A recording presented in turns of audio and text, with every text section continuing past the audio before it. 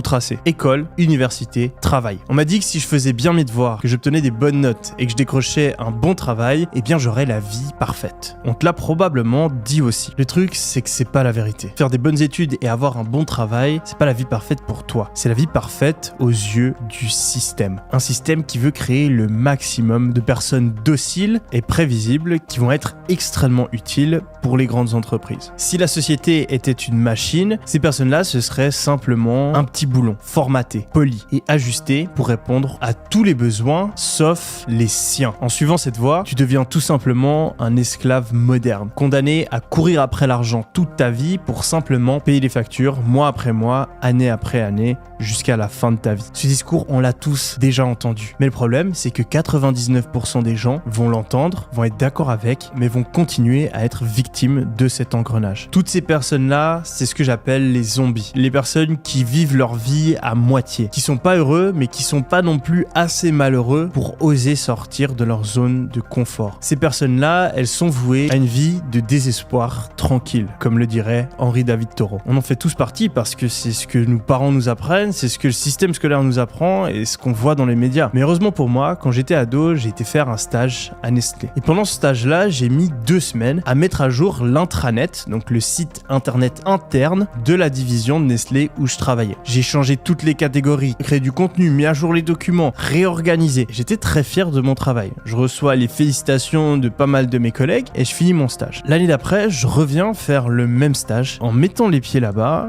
je me connecte à l'intranet. Et à ce moment-là, je me rends compte qu'il n'avait pas été mis à jour. J'avais passé des semaines à tout changer l'année d'avant et ça avait même pas été implémenté. J'étais déjà pas fan lors de mon premier stage du concept de métro boulot dodo et j'avais déjà vraiment pas l'impression que le monde des grandes entreprises était fait pour moi. Mais ce jour-là, quand je suis arrivé et que j'ai vu que tout ce travail avait servi à rien, eh bien j'ai eu un véritable déclic. Je me suis dit que cette vie-là n'était pas faite pour moi. Je me suis dit que je ne pouvais pas passer le peu de temps que j'avais à vivre sur cette terre à faire des choses qui avaient aucun sens pour un salaire médiocre. Et du coup, j'ai commencé à chercher une solution pour pouvoir gagner mon argent sans avoir à vivre cette vie-là. Quelques semaines plus tard, je tombe sur un mec qui s'appelle Tai Lopez. Il fait des vidéos de développement personnel où il explique qu'on peut gagner de l'argent sur internet. Comme tout le monde, au début je suis méfiant. Il fait que de parler de Lamborghini, il met des belles filles partout et il dit qu'on peut devenir riche en travaillant quelques heures par jour depuis son ordinateur. Au début je me dis que c'est une arnaque, comme tous ces mecs qui vendent des robots de trading, des options binaires, etc. Mais un truc qui me fascine chez ce mec, c'est qu'il a énormément de culture et qu'il est très intelligent. Du coup je continue à l'écouter. Et plus je le fais, plus je vois que ses conseils sont bons. Du coup je commence à lire certains livres qu'il recommande. Et mon état d'esprit commence à changer. Je découvre le monde du dev perso, le monde du business en ligne. Et c'est à ce moment-là que je me